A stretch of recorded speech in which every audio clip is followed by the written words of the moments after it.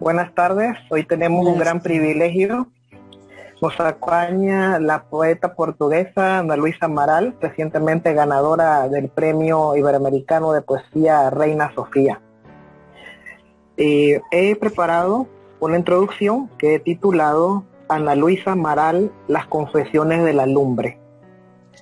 La gran tradición lírica de Portugal nos ha ido llegando a través de carabelas, caravanas, heterónimos, hallazgos de antologías y ahora desde la virtualidad.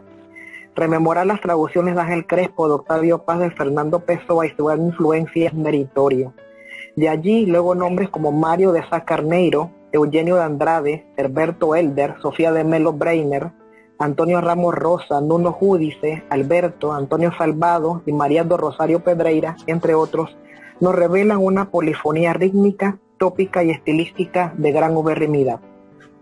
En este año 2021, el Premio Iberoamericano de Poesía Reina Sofía ha recaído en Ana Luisa Amaral, nacida en Lisboa en 1956, siendo para muchos lectores de poesía un gran hallazgo y un gran acierto compartido por esta designación. Anteriormente se le habían adjudicado siguientes premios: Literário Corrente Escritas, Casino da Póvoa, Premio de Poesía Giuseppa Servi, el Gran Premio de Poesía de la Asociación Portuguesa de Escritores, el Premio Internacional de Fondaciones Roma. Para mí, con el Premio Reina Sofía, la poesía de Ana Luisa Amaral ha sido un gran descubrimiento. Debemos a editoriales como Monte Ávila en Venezuela, Olifante y Poesía Secto Pis, varias antologías, y a traductores altruistas como Lauren Mendinoeta, Diana Velesi, Paula Abramo, Estefanía Dileo y Luis María Marina, a que sus poemas sean difundidos en lengua española. En una de las solapas de la edición de What is the Name se señala: considerada por la crítica la poeta portuguesa viva más importante y cuya obra ha sido comparada con la de Emily Dickinson o Wisława Szymborska, se aleja de cualquier discurso épico grandilocuente y transfigura los pequeños actos cotidianos en momentos poéticos de gran voltaje, vitalidad y profundidad. De Emily Dickinson ha heredado ese don de la observación, de lo pequeño llevado a un gran universo, y de Wisława Szymborska la ironía, la magia en su estilo muy personal. Ana Luisa Amaral utiliza la confesión como su canto, que se despliega desde lo cotidiano hacia la universalidad. Santa Teresa de Ávila acuñó que entre pucheros anda el Señor. La poesía de Ana Luisa Amaral anda entre pucheros también y se amplifica y mistifica otros espacios, y nos puede sumergir también en una mitología y fantasía plenas. Como se menciona en el prólogo del mencionado Luis María Marina, sobre las observaciones de Rosa María Martello se hace hincapié en los pequeños brillos, buscándose en ellos otras formas de infinitud y de absoluto. En su poema Las Memorias Más Puras o de Lumbre se condensa en los siguientes versos su universo literario. En medio del sueño que se escapa solemne, la emoción y la alegría más pura de un día entre niña y casi grande. Bienvenida, Ana Luisa, empezamos esta entrevista. Muchas gracias, Javier, y es un texto maravilloso. Muchísimas gracias.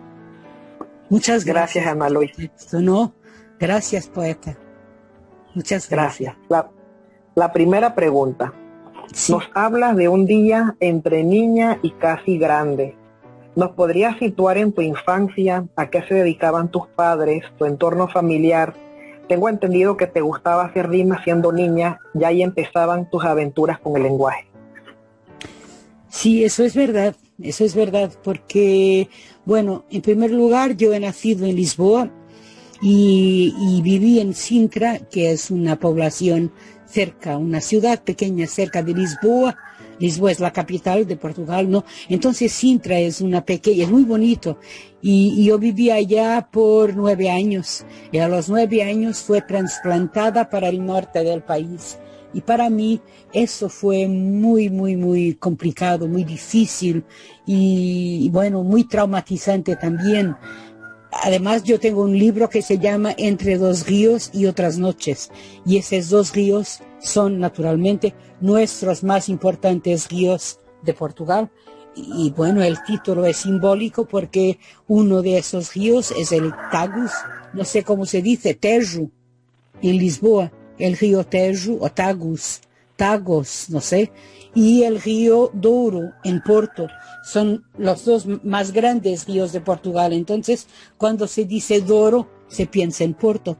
Cuando se dice Tejo o Tagus, se piensa en Otajo, se piensa en Lisboa. y yo nunca me he sentido verdaderamente en casa. Yo nunca me he sentido como si perteneciese a un lugar propio. Y yo pienso que esto influenció también mi escritura y yo pienso que esto estuvo siempre en mi poesía y nunca me abandonó ni personalmente ni en términos de lenguaje. Por eso tal vez me interese tanto la traducción de otros poetas, porque yo pienso que la poesía es siempre un viaje, ¿no? Hay una grandísima ensayista portuguesa que se llama María Irene Ramalho, que una vez escribió, claro que eso viene de Deleuze, pero ella escribió la poesía se escribe siempre en una lengua extranjera. Eso es que toda la poesía es siempre escrita en una lengua extranjera y eso es común a toda la poesía, sea la poesía de Chile, la poesía de Portugal, la poesía de Inglaterra, no interesa, toda es extranjera, pero ella y después por esto mismo ella puede viajar de un lugar a otro. Entonces este no pertenecer nunca, que puede ser muy angustiante, puede también ser para mí una de las raíces, no sé cómo se dice, Raíces. sí, una de las raíces sobre que yo construí mi obra, mi poesía, ¿no? Pero desde muy, muy, muy niña las palabras me encantaban. Yo me acuerdo de tener 4 años, 5 años, y de oír mi madre al teléfono que decía, no se preocupe, yo voy a hacer el imposible. Yo no sé de qué hablaba, pero yo voy, y yo de pensar, pero ¿cómo se puede hacer el imposible? Es imposible hacer lo imposible, no se puede hacer lo imposible. Y he escuchado también una palabra que fue otrora, y esa palabra, no sé si se dice así en español, otrora quiere decir. Otrora, sí. Otrora, bueno. Y yo me acuerdo de mi madre lo apuntó, lo escribió, porque yo le dijo unos versos que dicen así. Yo tenía 4 años y medio. Outono. Chegou o outono. As folhas que outrora foram verdes e belas, hoje são amarelas. Belas outrora, amarelas agora. Quiere decir, otoño, ha llegado otoño. Las hojas que antes eran verdes y bellas, hoy son amarillas. Bellas otrora, amarillas ahora. Y eso lo escribí con 4 años y medio. Bueno, no escribí porque yo no sabía escribir, ¿sabes? Y mi madre me decía muchos poemas, no mi padre no le interesaba la poesía para nada, era pero le interesaba la música porque mi padre jugaba piano, sí, entonces era una persona sobredotada para la música, pero nunca había podido estudiar música porque mi abuelo no lo ha dejado, porque no quería un hombre de negocios, entonces no lo ha dejado estudiar música. Y yo me acostumbré a llegar a casa y a ver a mi padre inmediatamente sentarse al piano y empezar tocando. Y bueno, y tocaba de todo, podía tocar de oído todo, podía tocar Beethoven o podía tocar tangos. Yo sé tangos, por ejemplo, de Argentina, claro, de cor, ¿no? Mira, rechiflado en mi tristeza, te evoco y veo que has sido en mi pobre paria, soy una buena mujer, tan, tan, tan, tan, tarara. Y mi padre tocaba todo, jugaba todo en el piano. Y mi madre era la persona de los negocios, pero me decía muchos poemas. Entonces, tal vez lo haber sido trasplantada para el norte y a una edad muy, muy, muy, muy temprano, ¿no? Con 9 años. Y al sentir la diferencia enorme entre sur y norte, mismo en términos del sol, que no hay tanto sol acá en el norte, que no hay tanto calor acá en el norte, que las personas son más cejadas que en el sur. Pero ahora ya me acostumbré y yo no salgo de aquí. Pero todo esto con mi fascinio por el lenguaje, por las palabras, tal vez eso fue, no sé, el lecho donde empecé escribiendo. Yo siempre escribí, siempre. No sabía qué hacer con las cosas, pero me acuerdo de haber un grande terremoto aquí en los años 60 en Portugal. En el norte se sintió menos que en Lisboa, claro, porque Lisboa es calcáreo y en el norte es granito, pero se sintió mucho. Y yo tenía todos mis poemas, tenía yo 14 años, y mis poemas estaban todos dentro de un saco, ¿cómo se dice? Una sacola de plástico. ¿Sabes? Tenía los poemas todos allá. Sí. Y me acuerdo de mi padre decir, tenemos que salir de casa. Y yo cogí el saco de plástico y salí con los poemas en la mano. Entonces, y los poemas siempre me acompañaban. Y claro, los sacos ya han creciendo. Ahora tengo, no sé, 3 cajas con poemas inéditos, todo, pero yo no sé vivir sin escribir, como no sé vivir sin leer. Entonces, es esto, Javier. Claro, magnífico. Perdona Magnífico. Gracias por de haber hablado tanto, pero bueno. No, magnífico todo esto que nos cuentas, y esos testimonios de infancia son muy valiosos. Tengo la segunda pregunta. Bueno, ya hablaste de esa necesidad de escribir, ¿cómo surgió? Te pregunto ahora, pude constatar que para ti escribir poemas y armar un libro son 2 procesos distintos. Totalmente. Escribes sí. los textos y después los vas agrupando de acuerdo a una temática o que dialoguen entre sí. ¿Cómo logras esta relación? ¿Cómo es tu proceso creativo? Del proceso creativo propiamente dicho, es decir, de la escritura propiamente es difícil para mí hablar. Yo cuando escribo un poema, yo no pienso, ahora voy a escribir un poema sobre la memoria, o sobre los refugiados, o sobre la política, o sobre un mosquito, no. Yo escribo solamente, ¿no? Entonces, eso me sale, quiero decir, yo pienso que todo es poetable, todo puede ser traído para el poema, ¿no? Y es el mundo, claro, que me inspira, y el mundo es tan grande, tan largo, y el mundo de fuera, el mundo de dentro, naturalmente, ¿no? Los 2 mundos se contaminan, claro, porque la poesía pertenece al mundo, entonces los 2 están siempre juntos, uno de otro. Yo cuando comienzo, yo puedo escribir en un café, por ejemplo. Yo escribo muy bien en cafés. Hubo un tiempo, ahora con la pandemia es difícil, claro, pero hubo un tiempo en que yo fumaba.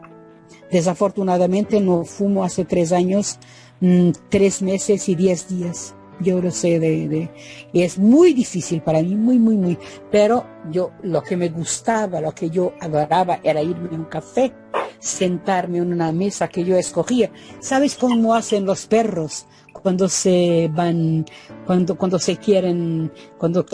van a dormir? Que hacen así.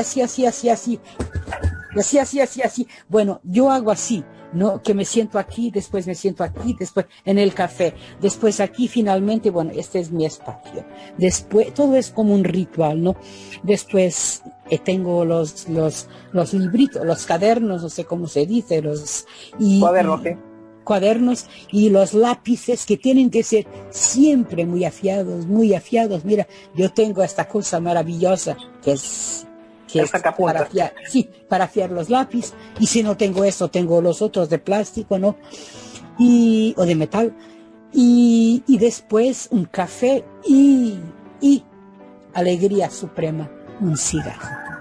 Bueno, la alegría suprema tuvo que irse, ¿no? Ahora ya no existe, pero, y fue muy complicado, como dijo, porque por 6 o 7 meses yo no he escrito nada sin cigarro, fue una cosa horrible, pero finalmente poco a poco, y ahora tengo un libro pronto que se llama Mundo, que va a salir en octubre aquí en Portugal, que va a salir en Sexto Piso, en México y España, que va a salir en Italia también. Ese es un libro nuevo, y bueno, finalmente escribí, pero mi proceso, no tengo un proceso exactamente. Entonces yo puedo estar, por ejemplo, 2 horas mirando el mar y nada me sale. No, pero yo pienso que es necesario ese tiempo de contemplación, es fundamental, ese tiempo de no tiempo, en que no hay la obsesión con el tiempo, porque a mí me hace mucha confusión leer que que los poetas jóvenes, por ejemplo, escriben en los Celulares. móviles, ¿no? Celulares, y que me dicen, es que ahora, el otro día uno me decía, es que ya no tengo tiempo para escribir en papel, tengo que escribir aquí en el celular porque no hay tiempo, pero mira, la poesía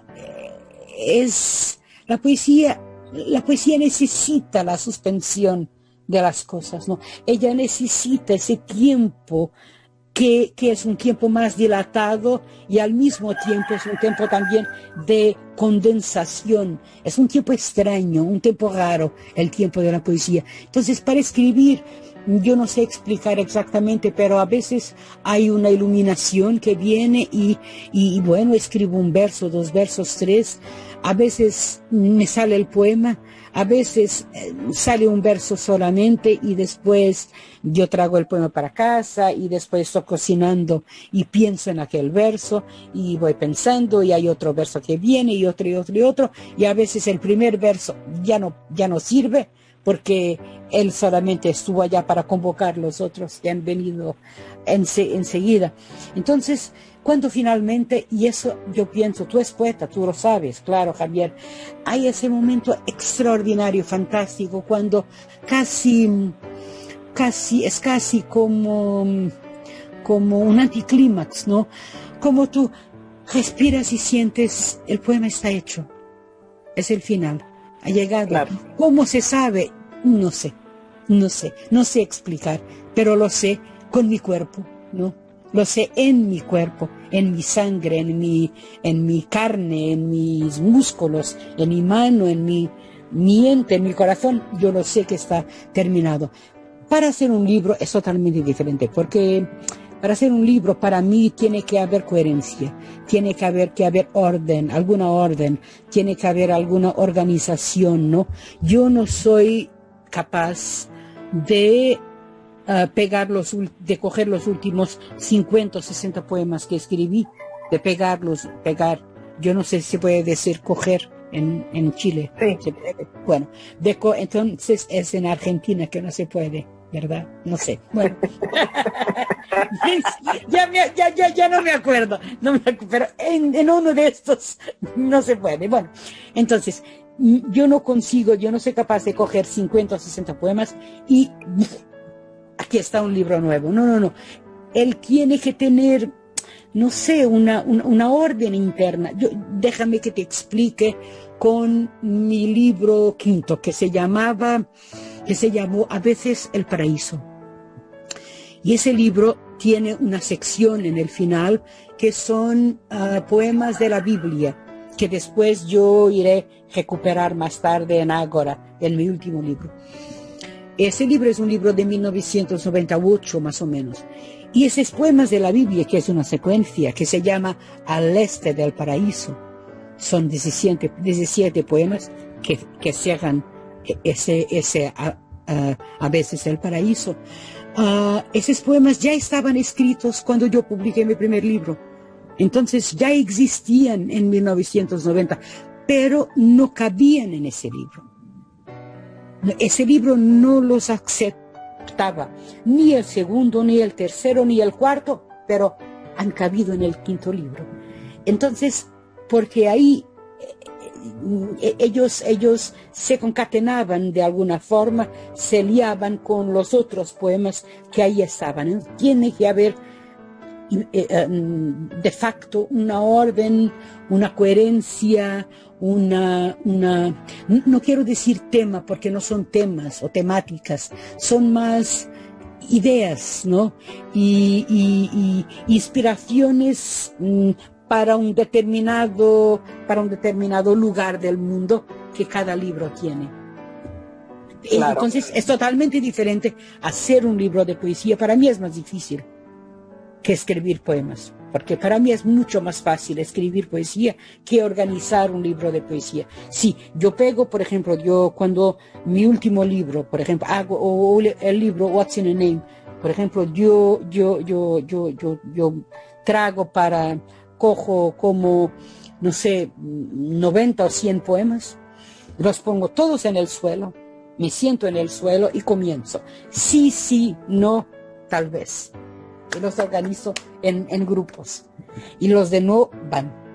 Y después sí, tal vez, no sé. Y después los de sí se quedan. Y los de sí los organizo en grupos. Mira, entonces no es así que se escribe poesía, pero es así para mí que yo organizo los libros de poesía. Son cosas muy distintas, sí. Claro, maravilloso eso que nos cuentes. Gracias. Mira, ahora te pregunto. La literatura portuguesa ha fascinado a muchos desde los heterónimos y grandes poemas de Fernando Pessoa. ¿Qué opinión te merece esa escritura? La de Pessoa. De Pessoa. Bueno, yo pienso que Pessoa es una constelación, ¿no? Hay poetas portugueses que dicen, ay, Fernando Pessoa, a mí no me gusta porque Fernando Pessoa sí, Fernando Pessoa no sé qué, pero yo no estoy de acuerdo. Es como decir, por ejemplo, yo me acuerdo cuando Saramago ganado el premio Nobel.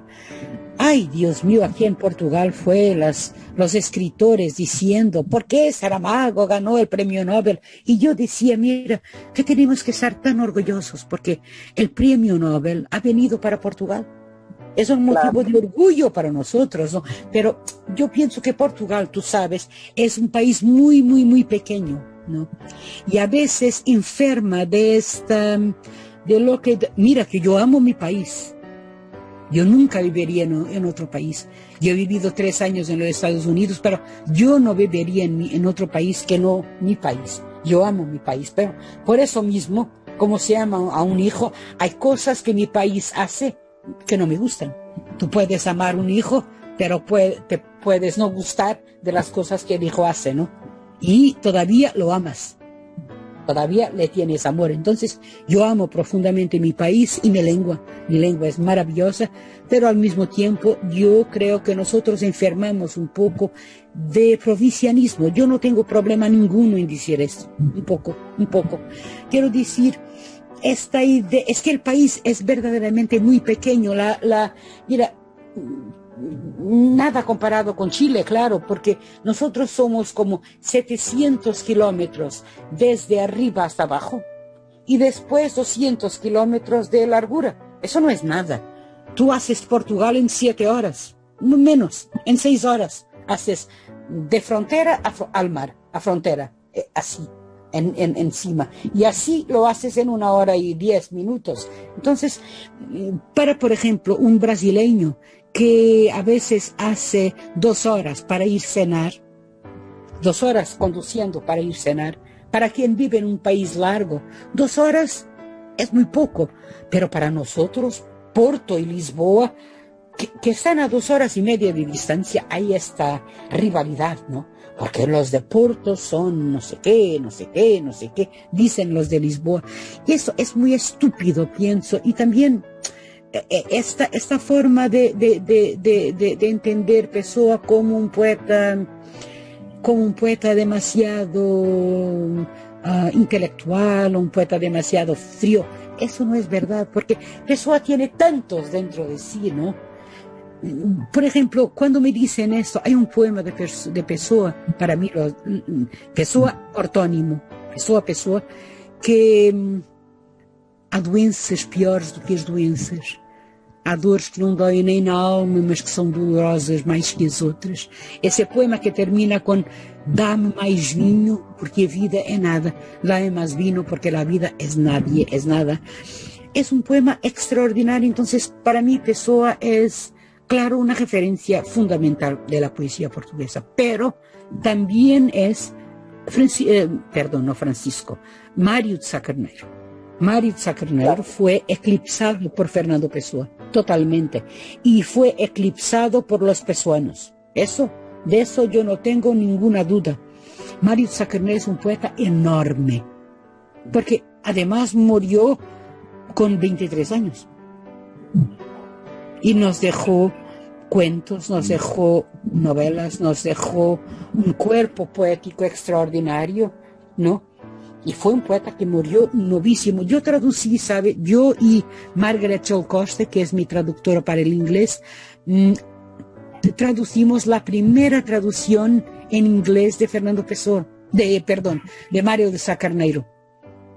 La primera, porque Mário de Sá Carneiro no estaba traducido al inglés. Entonces ha salido este año mismo la poesía de Mário de Sá Carneiro en inglés, traducida por Margaret Joel Costa y por mí también. Bueno, entonces esta es mi opinión sobre Pessoa, que puede escribir cosas como para ser grande, sem inteiro, cosas como Álvaro de Campos, como Alberto Queiro, como a Ricardo Reis, como Pessoa, que tradució como nadie, como, mira, no sé si sabes, pero él ha traducido de Edgar Allan Poe, no sé, El Cuervo, ¿se dice Cuervo? No. Cuervo, sí. El Cuervo. El Cuervo. El Cuervo fue traducido por Pessoa y es una traducción, bueno, así, fantástica. Entonces, para mí, mis poetas de elección comienzan con António Ferreira, que es un poeta maravilloso del siglo XVII, a toda la poesía trovadoresca, que es fantástica, ¿no? El siglo XII, bella, hay un poema de amor, y después, ¿sabes? Tengo así, a veces no son exactamente autores, son unos poemas de algunos autores, como un poema que se llama Cantiga Partiéndose, cantiga que se va partiendo, y que comienza: Senhora, partem tão tristes meus olhos por vós, meu bem.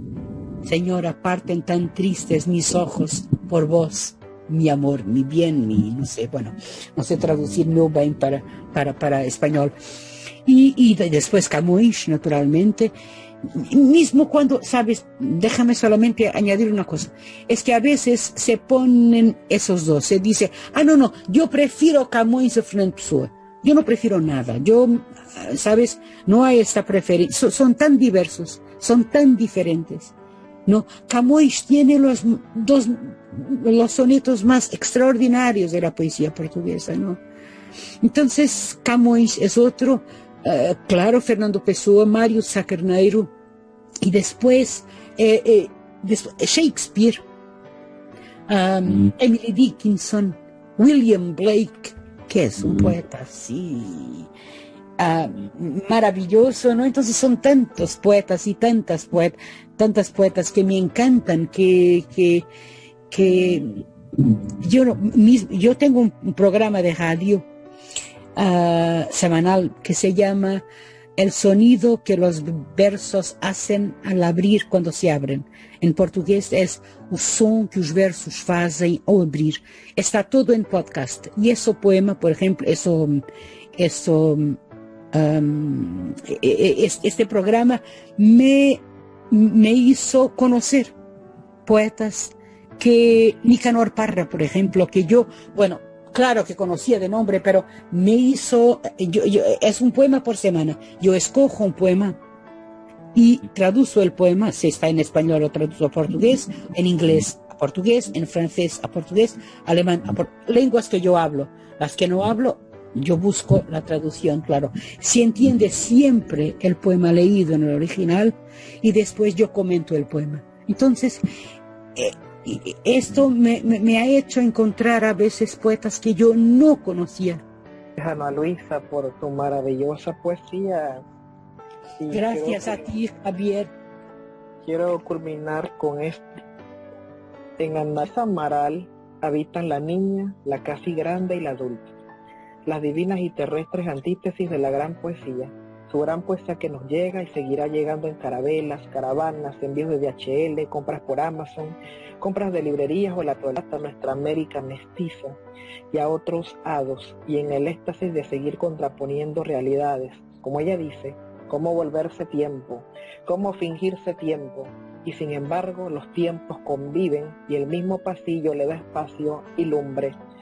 Desde Panamá te doy las gracias, y desde Santiago de Chile, la Universidad La República, Andrés Colque, que nos ha estado apoyando en lo técnico, te damos las gracias por esta entrevista. Sabemos de tu tiempo, tus ocupaciones, y es un verdadero honor contar contigo. Gracias, Ana Luisa Maral, por tus confesiones y las lumbres. Gracias, Javier, por las bellísimas palabras que han dicho, y gracias por tu poesía también. Gracias. Yo pienso que has recibido un premio recientemente también, ¿no? Tú Sí, has acabo tenido de un enterarme. premio. Sí, bueno, yo lo sabía, sí. Sí. Mucho. Enhorabuena para ti también. Enhorabuena. Y bueno, muchas gracias. Fue un placer muy grande estar con vosotros, contigo en Panamá, con Andrés y Chile, que es de Chile, ¿no? Entonces es Panamá y Chile, los dos países, ¿no? Exacto. Exacto. Panamá y Chile. Me encantaría tener tu bellísimo texto que has escrito sobre mí, si me puedes después enviar. Te lo voy a enviar, claro, te lo envío con mucho Gracias. gusto. Muchas gracias por todo y fue un honor también. Bueno, y seguimos y lo más importante es el amor en el final. Es el afecto, es la solidaridad, es la vida, ¿no? Es la Entonces, vida, el amor. es la vida, sí, gracias a la vida. Gracias a ustedes, muchas gracias.